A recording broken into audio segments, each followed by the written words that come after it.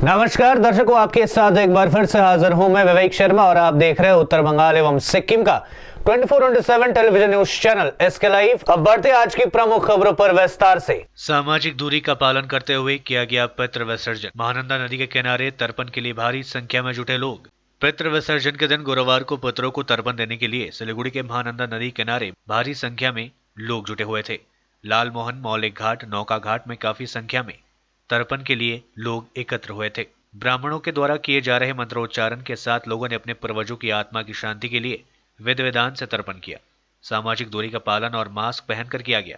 हालांकि इस दौरान काफी संख्या में पुलिस बल की तैनाती की गई थी और पूरे घाटों पर नजर रखी जा रही थी। काफी संख्या में लोग एकत्रित हुए थे जो सामाजिक दूरी का पालन नहीं कर रहे थे और मास्क भी नहीं पहने हुए थे। ऐसे लोगों के खिलाफ पुलिस ने धरपकड़ अभियान चलाया। पूरे देश के साथ साथ आज सिलीगुड़ी में भी प्रधानमंत्री नरेंद्र मोदी का 70वां जन्मदिवस काफी हर्षोल्लास के साथ मनाया गया। इस अवसर पर भाजपा कर्मियों के द्वारा कई जगहों में कार्यक्रम का आयोजन किया गया। इसी कड़ी में 10 नंबर वार्ड सूर्यसेन पार्क के मुख्य गेट के सामने भाजपा कर्मियों के द्वारा प्रधानमंत्री मोदी के जन्मदिवस के अवसर पर 1000 लोगों के बीच मिठाइयों का वितरण किया गया। इसके साथ ही शहर के अन्य जगहों पर विभिन्न कार्यक्रमों का आयोजन भाजपा कर्मियों के द्वारा किया गया। এবং মা যে আসছে মায়ের কাছে এবার একটা করে আমার আবদার আছে, এই করোনা মুক্তি চাই। মা এবার যেন আমাদের এমন আশীর্বাদ দেন যেন আমাদের এই মানব সভ্যতা বাঁচে এবং আমরা করোনা মুক্তি হই। আজকে বিশেষভাবে আজকে যে অনুষ্ঠানটা ছিল, মা ভারতের বীর সন্তান আমাদের ভারতবর্ষের প্রধানমন্ত্রী সম্মানীয় নরেন্দ্র মোদীজির আজ ৭০তম জন্মদিন। সেই জন্মদিনকে উপলক্ষ করে বিগত 3 দিন ধরে এবং আজকে চতুর্থ দিন এবং আরও 3 দিন আমরা প্রায় 7 দিন ধরে একটা সেবা সপ্তাহ পালন করছি। এটা পশ্চিমবঙ্গের প্রতিটি জেলায়, প্রতিটি মণ্ডলে, প্রতিটি ওয়ার্ডে, প্রতিটি অঞ্চলে এই অনুষ্ঠান হচ্ছে এবং এই অনুষ্ঠানটা বিভিন্নভাবে পালন করা হচ্ছে। কেউ গো সেবা করছেন, কেউ বাচ্চাদের গরিব দুস্থদের খাবার খাওয়াচ্ছেন, কেউ গাছ লাগাচ্ছেন, কেউ আপনার বাচ্চাদের ড্রয়িংয়ের কাগজ দিচ্ছেন, কেউ কম্বল বিতরণ করছেন, বিভিন্ন ধরনের অনুষ্ঠান হচ্ছে। আর নরেন্দ্র মোদীজির জন্মদিনে আমরা আর কী দিতে পারি ওনাকে উপহার? নরেন্দ্র মোদীজি এমন একজন প্রধানমন্ত্রী যিনি দেশের 135 কোটি জনতার জন্য প্রায় 130টির উপরে যোজনা এনেছেন, যেটা সরাসরি মানুষ সাহায্য পেতে পারে। এর মধ্যে প্রচুর যোজনা সম্বন্ধে আমরা জানি, কিন্তু কিছু যোজনা এমন আছে যেটা পশ্চিমবঙ্গের সরকার শুধুমাত্র রাজনীতিকরণের জন্য এখানে লাগু করতে দিচ্ছেন না। যেমন তার মধ্যে একটা প্রধান জিনিস হচ্ছে আয়ুষ্মান ভারত। এই করোনার পরিস্থিতিতে আয়ুষ্মান ভারতের মতন একটা স্বাস্থ্য বিমা গরিব মানুষের যদি কাছে থাকতো, আজকে সে তার চিকিৎসা করতে পারতো। কিন্তু একটা মানুষকে যদি একটা স্বাস্থ্য বিমা কিনতে হয় প্রাইভেট কোম্পানি থেকে, 15 থেকে 20,000 টাকা লাগে। কোনো মানুষ কি যারা মাসে 10,000 5,000 টাকা উপার্জন করে তাদের পক্ষে সেই পলিসিটা করা সম্ভব নয়। তাই নরেন্দ্র মোদী এই কথাটা চিন্তা করে গরিব মানুষের জন্য 5 লক্ষ টাকার পরিবার পিছু একটা স্বাস্থ্য বিমা দেওয়ার চিন্তাধারা করেছিল। अग्निमित्र पाल ने दिवंगत भाजपा कार्यकर्ताओं को दी श्रद्धांजलि। भाजपा महिला मोर्चा की प्रदेश अध्यक्ष अग्निमित्र पाल ने गुरुवार को महालय के दिन पितृपक्ष व देवी पक्ष के आगमन के शुभ अवसर पर सिलीगुड़ी में हाल के दिनों में विभिन्न घटनाओं में मारे गए भाजपा कार्यकर्ताओं को श्रद्धांजलि दी। वे आज सुबह सिलीगुड़ी के महानंदा नदी के लालमोहन मौलिक विसर्जन घाट पहुंची थी और अपने समर्थकों के साथ मृत भाजपा कार्यकर्ताओं की आत्मा की शांति की प्रार्थना की। প্রথমত আমার পিতামহ, প্রপিতামহ, পিতামহী, প্রপিতামহী, আমার শাশুড়ি, আমার যা, আমার সেজ কাকা এবং তারপর আমার 112 জন ভারতীয় জনতা পার্টির কার্যকর্তা যাদেরকে এই সরকার খুন করেছে, তাদের নাম করলাম, তাদের নামে আজকে তর্পণ করলাম। খুব ভালো লাগলো। প্রথম এর আগে কোনো দিন তর্পণ করিনি। আজকে প্রথম আপনাদের এখানে এসে শিলিগুড়িতে এসে এই মহানন্দা নদীর পাশে তর্পণ করা মহালয়ের দিন খুবই ভালো লাগছে। মায়ের কাছে প্রথমত মা দুর্গার কাছে এটা বলবো যে আজকে সারা পৃথিবীর মানুষ আমরা করোনাতে জর্জরিত, অর্থনৈতিক অবস্থা খুব তলানিতে, সবাই খুব কষ্টে রয়েছি আমরা। এখনও আজকের দিন অবধি মানুষ মারা যাচ্ছে। মাকে বলবো যে মা, এই করোনার যে রোগটি এটাকে নির্মূল করে দিন এবং এটা দরকার ছিল মানুষকে বোঝানোর জন্য যে মানুষ কতটা তুচ্ছ, সেটা বোঝানোর জন্য মা দুর্গা বোধহয় করোনাকে পাঠিয়েছিলেন। আশা করি আমরা মনুষ্য জাতি আমরা এটা বুঝেছি। আমরা এতদিন কাউকে সম্মান করিনি, নিজেদের মধ্যে মারামারি করেছি, কাটাকাটি করেছি, পৃথিবীকে সম্মান জানাইনি, জলাশয় বুঝিয়ে দিয়েছি, বাড়ি তৈরি করেছি জলাশয় বুঝিয়ে, গাছ কেটেছি, জন্তু জানোয়ার মেরেছি, কাউকে সম্মান করিনি। তাই মনে হয় যে আমাদের বোধহয় শিক্ষা হয়েছে, এটা দরকার ছিল। কিন্তু এবার মাকে বলি, মা এটা মানে নির্মূল করে দিন, মনুষ্য জাতি আবার ভালোভাবে বাঁচুক। আর বাংলাকে মাকে বলবো আলাদাভাবে, মা বাংলাতে যাতে শান্তি ফিরে আসে সেইটা মায়ের কাছে প্রার্থনা করব। কেন এত সন্ত্রাস, এত মৃত্যু, এত মহিলাদের উপর অত্যাচার আর মা নিতে পারছি না। बाघाजतीन एथलेटिक क्लब की ओर से रोड रेस प्रतियोगिता में पुरुष वर्ग में रामजान अली व महिला वर्ग में पायल ने मारी बाजी। शुभ महालय के दिन बृहस्पतिवार को बाघाजतीन एथलेटिक क्लब की 36वां रोड रेस प्रतियोगिता का आयोजन किया गया। माटीगारा रॉयल अकेडमी से रोड रेस प्रतियोगिता शुरू होकर शहर के विभिन्न मार्गों की परिक्रमा करते हुए बाघाजतीन क्लब पहुंचकर समाप्त हुई। रोड रेस प्रतियोगिता में 40 प्रतिभागियों ने हिस्सा लिया था। पुरुष वर्ग व महिला वर्ग के तीन प्रतियोगी को प्रथम, द्वितीय व तृतीय पुरस्कार से सम्मानित भी किया गया। पुरुष वर्ग में रामजान अली प्रथम, संदीप शाह द्वितीय एवं रतन वर्मन तृतीय स्थान हासिल की, जबकि महिला वर्ग में पायल मलिक प्रथम, रोशनी मंडल द्वितीय एवं पियाली विश्वास तृतीय स्थान पर रही। प्रथम स्थान हासिल करने वाले को 7,000 रुपये नगद व ट्रॉफी, द्वितीय स्थान हासिल करने वाले को 5,000 रुपये नगद व ट्रॉफी एवं तृतीय स्थान हासिल करने वाले प्रतियोगी को 3,000 रुपये नगद व ट्रॉफी से पुरस्कृत किया गया। इसके साथ ही सभी प्रतिभागियों को मेडल प्रदान किया गया। राज्य के पर्यटन मंत्री गौतम देव ने सभी विजेताओं को सम्मानित किया था।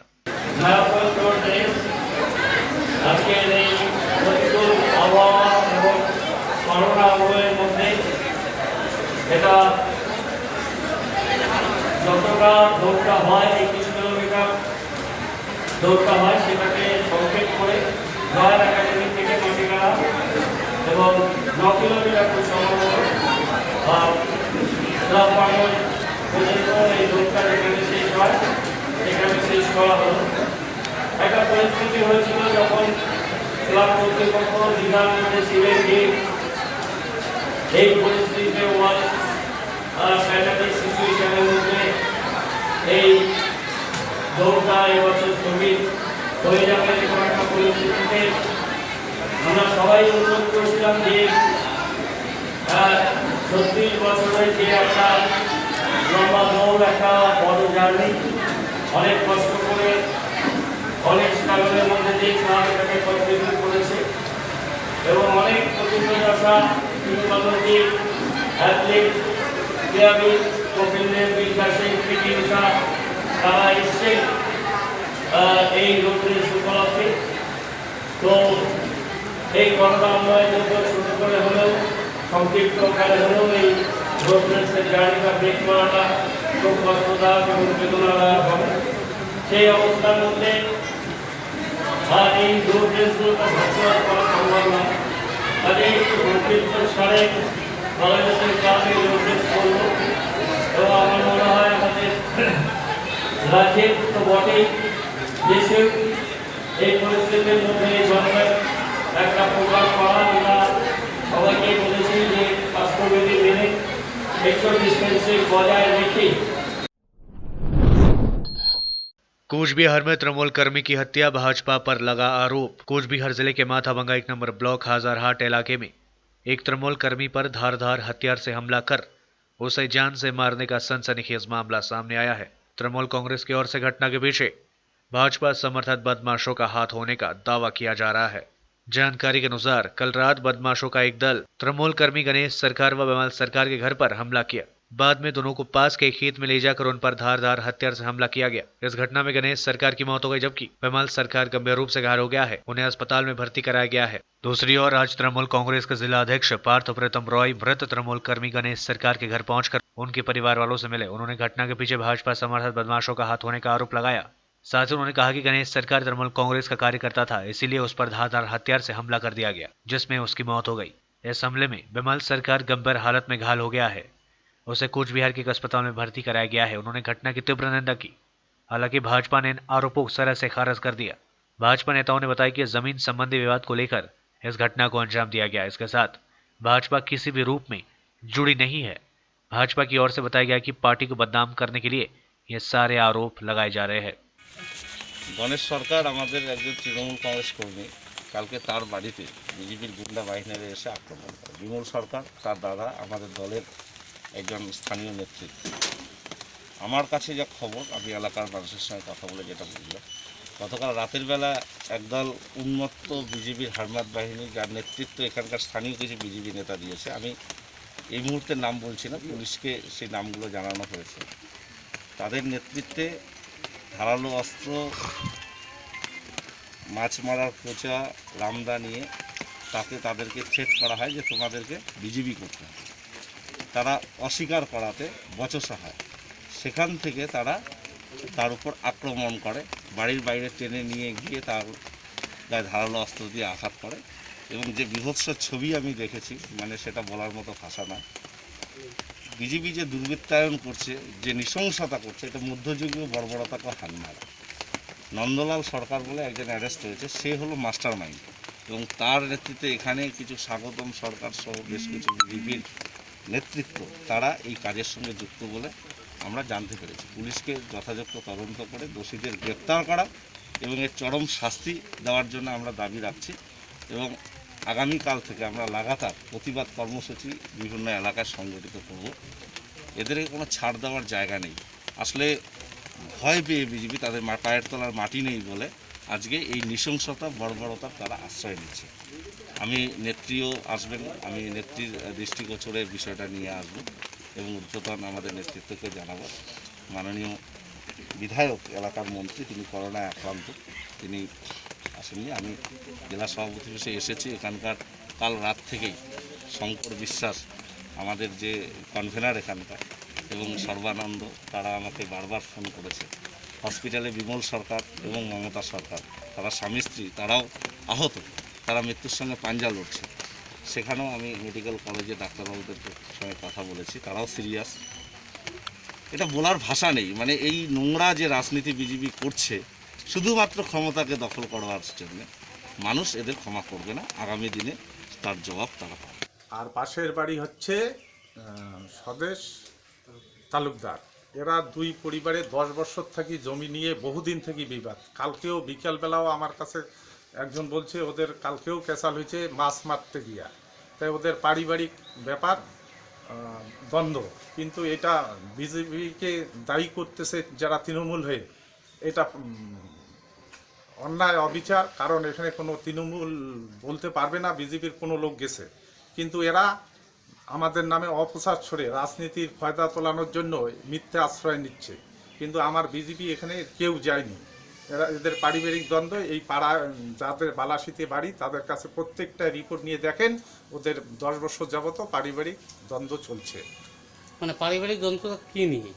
জমি সংক্রান্ত ব্যাপার নিয়ে, জমি সংক্রান্ত ব্যাপার নিয়ে এদের দীর্ঘদিন থেকে চলছে। আর আমরা বিজেপি যারা করি, ভারতীয় জনতা পার্টি করি, আমরা ডাঙা মারার বিপক্ষে আমরা রাজনীতি করি। আমরা এটা পছন্দ করি না, যারা ভারতীয় জনতা পার্টি করি আমরা সেটা করি না। না, এটা ভিত্তিহীন। তাদের বাড়িতে আরও অনেক, বিমল সরকারের বাড়িতে অনেক লোকজন আছে, তারা বলতে পারবে না কোনো বিজেপির লোক ওনাদের বাড়ি গেছে। এটা ভিত্তিহীন, এটা এদের অপচার করেই এরা এইভাবে, ওদের তো সংগঠনের এখন কিছু নেই, যার জন্য এরা ডাঙা মার বিভিন্ন জায়গায় হামলা করতেছে আর বিজেপিকে দায়ী করতেছে। আচ্ছা, যার বিরুদ্ধে অভিযোগ উঠেছে সে কি আপনাদের দলের কর্মী? না, সে আমাদের দলের কোনো এখনো কর্মী না, ওরা সাধারণ লোক, সাধারণ ভোটার। আচ্ছা, মানে যার বিরুদ্ধে অভিযোগ উঠছে সে আপনাদের দলেরও কেউ না? দলেরও কেউ না। माकपा पार्टी के नेता पूर्व पाल ने भाजपा और तृणमूल दोनों पर बोला जोरदार हमला। कहा, इन दोनों पार्टियों को हराने के लिए सभी दलों को एकजुट होने की है जरूरत। बंगाल में 2021 में होने वाले विधानसभा चुनाव से पहले राज्य में कई विधानसभा सीटों पर उपचुनाव भी होने वाले हैं। इसी कड़ी में उत्तर दिनाजपुर जिले के हिमताबाद में भी उपचुनाव होना है और इसकी तैयारियों में भी सभी राजनीतिक पार्टियां जुट गई है। राजनीतिक पार्टियों ने एक दूसरे पर हमला बोलना भी शुरू कर दिया है।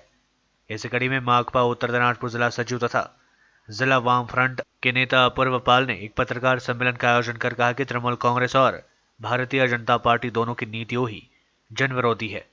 केंद्र में जहां एक तरफ भाजपा नेतृत्व वाले एनडीए सरकार जन विरोधी है, तो दूसरी तरफ राज्य में तृणमूल कांग्रेस भी लोगों के रुपए को गबन कर रही है। कोरोना अफमान तूफान तक के रूपों का गबन किया जा रहा है।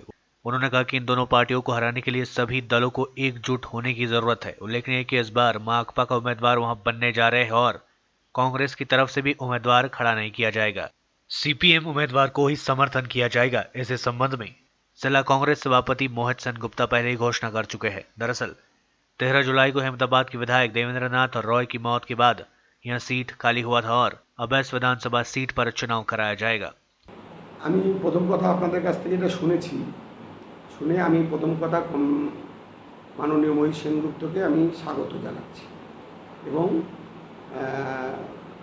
মাননীয় মহিষ সেনগুপ্ত তিনি জেলার কংগ্রেসের সভাপতি, তিনি আমাদের রায়গঞ্জের এমএলএ, নিশ্চয়ই একজন দায়িত্বশীল ব্যক্তিত্ব। তিনি মুখ দিয়ে বলেছেন যখন তারা আসন দেবেন না হেমতাবাদে, আমরা চাইব হোল হার্টেডলি কংগ্রেস তারা নিজস্বভাবে আমাদের বামফ্রন্টের সমর্থিত সিপিআইএম যে প্রার্থী যিনি হবেন তাকে জেতাবার জন্য হোল হার্টেডলি তারা মাঠে নামবেন, প্রচারে নামবেন, কাজ করবেন। এবং শুধু তারাই নয়, এই জেলা এই রাজ্যে অন্যান্য বামপন্থী দল, বামফ্রন্টের বাইরে বামপন্থী দল এবং ধর্মনিরপেক্ষ যে দলগুলো আছে, যারা তৃণমূল বিরোধী, যারা বিজেপি বিরোধী, যারা স্বৈরতান্ত্রিক ফ্যাসিস্ট শক্তির বিরুদ্ধে, যারা দুর্নীতির বিরুদ্ধে, যারা চুঙ্গিখোরদের বিরুদ্ধে, যারা আমফানের টাকা লুট করে, যারা করোনার টাকা লুট করে, তাদের বিরুদ্ধে যে রাজনৈতিক দল আছে এবং সাধারণ মানুষ আছেন, সবার কাছে আমি আহ্বান জানাতে চাই আপনাদের মাধ্যমে যে তৃণমূল এবং বিজেপি এরা মানুষের শত্রু, এদেরকে হারাতে হবে। তাই উপনির্বাচন, হেমতাবাদ উপনির্বাচন এটা একটা অসময় নির্বাচন, মানুষের ঘাড়ের উপরে আরও করের বোঝা নামানো, দেশের টাকা অযথা খরচ করা, এই নির্বাচন হওয়াটা উচিত নয় বলে মনে করি, প্রথম কথা। দ্বিতীয় কথা, যদি নির্বাচনটা হয় তাহলে তৃণমূল বিজেপি বিরোধী সমস্ত শক্তি, সমস্ত ধর্মনিরপেক্ষ মানুষ, সমস্ত রাজনৈতিক দল, কংগ্রেস সহ তাদের সকলের কাছে লেফট ফ্রন্টের চেয়ারম্যান হিসাবে আমি আহ্বান জানাই যে তৃণমূল এই শক্তি, এই ভয়ঙ্কর শক্তি মানুষের, এই শক্তিকে হারাতেই হবে। আগামী বিধানসভা নির্বাচনের আগে হেমতাবাদ উপনির্বাচন হচ্ছে আমাদের কাছে একটা বড় লড়াই। সেই লড়াইয়ে এই মানুষগুলোকে আমি ঐক্যবদ্ধ হওয়ার জন্য আহ্বান জানাচ্ছি এবং সিপিআইএম প্রার্থী, বামফ্রন্ট সমর্থিত সিপিআইএম প্রার্থীকে জেতাবার জন্য আহ্বান জানাচ্ছি। মোহিতবাবু কি আপনাদের কথা হচ্ছে? মহিবাবুর এমনি কথা হয়, আমি কেমন আছি, আমার শরীর এখন খারাপ, উনি খোঁজ খবর রাখেন, তার মধ্যে দিয়ে তার সঙ্গে ব্যক্তিগত কথা হয়, সে কথা আমি বলবো না কি কথা হয়।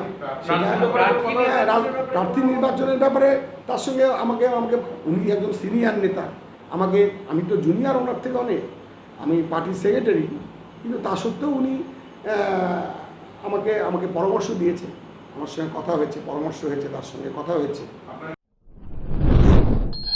कांग्रेस विधायक पर तृणमूल कर्मी के साथ मारपीट करने का आरोप, मामला दर्ज। मुख्यमंत्री के बारे में अभद्र टिप्पणी का विरोध करने पर घटना को अंजाम देने का आरोप। पश्चिम बंगाल के मालदा जिले में कांग्रेस के जिला अध्यक्ष एवं विधायक मुश्ताक आलम पर एक तृणमूल कर्मी की पिटाई करने का आरोप लगा है। बताया जाता है कि मुख्यमंत्री ममता बनर्जी के खिलाफ अभद्र टिप्पणी किए जाने का विरोध करते हुए विधायक ने उसकी पिटाई कर दी। गौरतलब है कि बुधवार को पूरे जिले में कांग्रेस की ओर से ज्ञापन देने का कार्यक्रम था। रतुआ के 1 नंबर ब्लॉक की ओर से आयोजित इस कार्यक्रम में कांग्रेस के हरिश्चंद्रपुर के विधायक व जिला अध्यक्ष मुश्ताक आलम भी मौजूद थे। ज्ञापन देने आए कांग्रेस कर्मी मुख्यमंत्री ममता बनर्जी के बारे में अभद्र टिप्पणी कर रहे थे। वहां मौजूद रतुआ के तृणमूल कर्मी आलिम शेख ने इसका विरोध किया।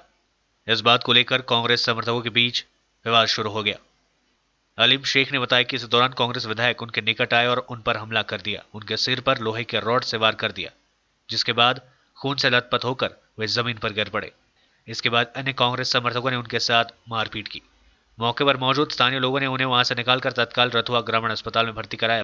बाद में उन्होंने घटना को लेकर कांग्रेस विधायक मुश्ताक आलम के खिलाफ थाने में लिखित शिकायत दर्ज कराई। दूसरी ओर कांग्रेस विधायक मुश्ताक आलम ने इन सभी आरोपों को सिरे से खारिज कर दिया है। उन्होंने इसे बेबुनियाद व आधारहीन बताया। इतना ही नहीं, उन्होंने कहा कि ज्ञापन देने के समय वे वहां मौजूद नहीं थे। साथ ही उन्होंने कहा कि तृणमूल कर्मियों ने उनके एक समर्थक अजीज अली के साथ मारपीट की। उसे घायल अवस्था में मालदा मेडिकल कॉलेज व अस्पताल में भर्ती कराया गया। उन्होंने तृणमूल कांग्रेस पर साजिश के तहत घटना को अंजाम देने का आरोप लगाया। দেখছিলাম যে ওখানে মোস্তাক আলম কংগ্রেসের ডেপুটেশনের দিচ্ছিলেন, তো সেখানে আমাদের মাননীয় মুখ্যমন্ত্রী সাহেবের বিরুদ্ধে অকথ্য ভাষায় গালাগালাজ করছিল। এই কথা শুনে আমাদের টিএমসিবি দলের আমিনদা প্রতিবাদ করে এইভাবে মাননীয় মুখ্যমন্ত্রী সাহেবকে গালাগালাজ করছে। এই প্রতিবাদ দেওয়াতে মুস্তাক আলম সাহেব উনি ওর উপরে চড়াও হয়ে এমনভাবে রোড দিয়ে মারে, লাস্টেও প্রাণে বেঁচে আমরা সবাই ওকে বাঁচা সবাই মিলে। তারপরে ওকে মাটিতে ফেলে ওকে মারধর করছিল, তারপর আমরা সবাই মিলে ওকে বাঁচালাম, না তো আজকে মেরেই ফেলে দিত মুস্তাক আলম। তার খবর রাখছিলাম, সেখানে এসে আব্দুল আজিজ আমাদের একজন মিডিয়া সেলের ছেলে, তাকে মানে খুব আনপার্লামেন্টারি ভাবে তাকে হামলা করেছে, তার শ্বাসকষ্ট হচ্ছে, তার গেঞ্জি ফেঞ্জি জামা টামা ছিঁড়ে দিয়েছে। আমি পুলিশকে বলে তাকে উদ্ধার করে নিয়ে তাকে মালদা সদর হসপিটালে চিকিৎসাধীন করা হয়েছে। আমাকে একজন সাংবাদিক ফোন করে বলছেন যে মুস্তাক আলম সাহেব বলছেন, আমি যে হ্যাঁ বলছি, বলছে যে আপনি কি রতুয়ায় ডেপুটেশনে অমুককে নাকি হামলা করলেন। তা আমি বললাম যে এটা কি ছেলে মানুষের গল্প করা হচ্ছে নাকি? আমার লোককে ওখানে হামলা হলো এবং আমি হরিশ্চন্দ্রপুরে ডেপুটেশন দিলাম আর চলে গেলাম রতুয়াতে, ওই আমাদের অকপ বোর্ডের বাগান কাটা হলো আর থানার সামনে অবস্থান করে বলা হচ্ছে যে মুস্তাক আলম আর সমর মুখার্জি নাকি বাগান কেটে নিল। এসব নাটক কত চলবে? তারপরে আবার বাগানে লোক বসিয়ে দেওয়া হচ্ছে, আবার অবস্থান করে নাটক করা হচ্ছে। এগুলো নাটকের পরিধি শেষ হবে। এই করে দলটা 2000 এই লোকসভা 19-এর নির্বাচনে একটা নতিজা হয়েছে। যারা সমাজের কীট, মানুষ খুনে অভ্যস্ত, তাদেরকে নিয়ে যারা রাজনীতি করছে। लेते हैं थोड़ा सा ब्रेक, फिर मिलेंगे ब्रेक के बाद। आजादी से शुरू हुआ स्वदेशी अभियान, गांव गांव में बिजली आई, रोशन हिंदुस्तान, मंगल तक भी जा पहुंचा स्वदेशी मंगलयान। तो फिर क्यों ना हो हिंदुस्तानी अपना सब सामान, हम बदलेंगे तभी तो बदलेगा ये हिंदुस्तान। सूर्या, आत्मनिर्भर भारत की पहचान। अपने सपनों को संजोने के लिए ओम डेवलपर्स लेके आया है Shri Shyam farm house villa, जिसकी पहली फेज के सभी प्लॉट्स बिक चुकी हैं और दूसरे फेज की बुकिंग और रजिस्ट्रेशन है चालू। प्लॉट की साइज है 3 से 6 कट्ठा तक, तो देर किस बात की, अभी फोन उठाइए और बुक कीजिए। Shri Shyam farm house villa, Phulbari. Contact number 9609784045 या 9733036000। बहुत जल्द इसके तीसरे फेज की प्लॉट भी लॉन्च होने जा रही है। Wonderful place of education. ICFI University, Sikkim. Committed and dedicated faculty, career-oriented programs, comprehensive mode of learning, vibrant campus life, extracurricular and co-curricular activities, cultural programs will give you wings to your creative thoughts. Enter with aspiration, get educated with inspiration, acquire a wonderful career with perfection. ICFI University, Sikkim. कक्षा 10वीं और 12वीं के बच्चों के लिए है सुनहरा मौका। 10वीं के बच्चों के लिए है पैरामेडिकल कोर्स और 12वीं के लिए है मेडिकल कोर्स। किफायती फीस व बैंक की सुविधा के साथ विभिन्न डिग्री डिप्लोमा है उपलब्ध। सभी स्ट्रीम के बच्चों के लिए खुली है state nursing council and Rajiv Gandhi university and health science and paramedical board, government of Karnataka से मान्यता प्राप्त Atan paramedical and nursing college. Contact number 8016235569, Champasari, Siliguri. आज जहाँ कोरोना से सभी परेशान, हम लाए हैं कमाने का तरीका आसान। 21वीं सदी में महिलाएं आत्मनिर्भर होकर स्वाभिमान के साथ जीना चाहती है। अगर आप एक गृहिणी हैं और घर से ही मुनाफे वाला व्यवसाय करने का सोच रहे हैं, तो आपके लिए सुनहरा मौका लाए हैं टपरवेयर के सिलीगुड़ी स्थित पूरे नॉर्थ बंगाल के डिस्ट्रीब्यूटर नारायणी पार्टी सेल्स। तो सोचिए नहीं, स्क्रीन में दिए गए नंबर में संपर्क कीजिए और विस्तृत जानकारी लीजिए। घर बैठे पैसे कमाए, आज ही फ्री मेंबरशिप लीजिए, अपने सपनों को पूरा कीजिए। मुश्किल की इस घड़ी में आपका साथी सिर्फ टपरवेयर। के लिए एसके लाइव ही बेस्ट ऑप्शन है। एसके लाइव का इस क्षेत्र में 24 घंटा टेलीविजन, एंड्रॉइड ऐप और वेबसाइट पर प्रसारण होता है। सोशल मीडिया पर भी हम उपलब्ध हैं। हमारी व्यूवरशिप 9 लाख से अधिक है। सिक्किम, हैथवे और NXT डिजिटल पर, दार्जिलिंग और कालिम्पोंग में दोनों हैथवे और CCN सेटअप बॉक्स पर, क्लामपुर से लेके मैनागुड़ी हैथवे पर, सिटी केबल पर सिलीगुड़ी और आसपास, नक्सलबाड़ी से पानी टंकी तक NXT डिजिटल में। तो सोचिए नहीं, कॉल करें 7908554308। ब्रेक के बाद आपका फिर से स्वागत है। बढ़ते हैं खबरों की तरफ। 405 ग्राम ब्राउन शुगर के साथ 2 गिरफ्तार। मालदा जिले के गोपालगंज पोस्ट की पुलिस ने खुफिया जानकारी के आधार पर अभियान चलाकर कल रात 405 ग्राम ब्राउन शुगर के साथ 2 तस्करों को गिरफ्तार किया। पुलिस ने बताया कि तस्करों के नाम लोकमान शेख एवं अनिकुल हक है। ये दोनों गोपालगंज के शारदा पोस्ट ऑफिस इलाके के रहने वाले हैं। पुलिस इनसे पूछताछ कर इस बारे में अन्य जानकारियां जुटाने के लिए प्रयास कर रही है। दुनिया में कोरोना संक्रमितों की संख्या अब 3 करोड़ के पार। यूएन चीफ ने कहा, महामारी से लड़ना है तो दुनिया को साथ आना होगा। दुनिया में संक्रमितों का आंकड़ा 3 करोड़ से ज्यादा हो गया है। हालांकि इस दौर में एक अच्छी खबर है कि ठीक होने वाले रोगियों की संख्या भी अब 2 करोड़ 17 लाख से ज्यादा हो चुकी है। महामारी से मरने वालों की संख्या 9,44,000 से ज्यादा हो चुकी है। ये आंकड़े www.worldometers.info कोरोना वायरस के मुताबिक है। गुरुवार सुबह दुनिया में कोरोना से संक्रमित हुए लोगों का आंकड़ा 3 करोड़ से ज्यादा हो गया। खास बात यह कि 2 से 3 करोड़ केसेस का आंकड़ा सिर्फ 40 दिन में पूरा हो गया। यानी संक्रमण की रफ्तार अब सबसे ज्यादा है। करीब 100 साल पहले फ्लू से 50 करोड़ लोग संक्रमित हुए थे। अमेरिका के centre for disease control and prevention के मुताबिक 1918 से लेकर 1919 में इन्फ्लुएंजा से दुनिया में 50 करोड़ लोग संक्रमित हुए थे। उस वक्त दुनिया की 1/3 आबादी संक्रमित हो गई थी। देश में 24 घंटे में सामने आए 97,000 से अधिक नए पॉजिटिव केसेस। कुल मामले 51 लाख के पार। 130 से अधिक जनसंख्या वाले भारत में कोरोना का संक्रमण जिस रफ्तार से बढ़ रहा है, उससे यहां कहना आसान नहीं होगा कि इसकी संख्या कहां जाकर थमेगी। बीते 24 घंटे की बात करें तो देश में 97,000 से अधिक मामले सामने आए। इसके साथ ही देश में कुल मामलों की संख्या 51 लाख के पार हो गई। मौतों के आंकड़ों पर गौर करें तो बीते कुछ समय से रोजाना 1,000 से अधिक मरीजों की इस महामारी के कारण मौत हो रही है। स्वास्थ्य और परिवार कल्याण मंत्रालय द्वारा जारी आंकड़ों के मुताबिक बीते 24 घंटे में कोरोना वायरस के 97,894 नए पॉजिटिव केसेज सामने आए। इसके साथ ही 1,132 मरीजों की मौत हो गई है। महालय के दिन जलपाईगुड़ी में पितरों को किया गया तर्पण। कोरोना संक्रमण के बीच भी महालय का पर्व जलपाईगुड़ी में हर्षोल्लास के साथ मनाया गया। पूरी रात लोगों ने जमकर आतिशबाजी की और आज गुरुवार सुबह से ही राजबाड़ी दीघी से लेकर तेस्ता नदी तक काफी संख्या में लोग एकत्रित हुए थे और उन्होंने अपने पूर्वजों को तर्पण अर्पित की। বিশ্বকর্মা পুজো একটাই আবেদন প্রত্যেকের কাছে, প্রত্যেক মানব জাতির ভেতরে একটি করে ঈশ্বরের বাস। সুতরাং শুভ চেতনায় জাগ্রত হোক মানব জাতি, সুকল্যাণ হোক, প্রগতির দিকে এগিয়ে চলুক। আমরা প্রতি বছর এখানে আমরা পিতৃপুরুষদের উদ্দেশ্যে তর্পণ করতে আসি। এবছর আমরা এসেছি, যেহেতু এবার করোনার একটা মহামারী চলছে, সেজন্য এবার লোকজন একটু কমই এবং আমরা সোশ্যাল ডিস্টেন্স মেনটেন করে দূরে দূরে থেকে যতখানি মেনটেন করা যায় সেই মেনটেন করে আমরা কাজটা করবো।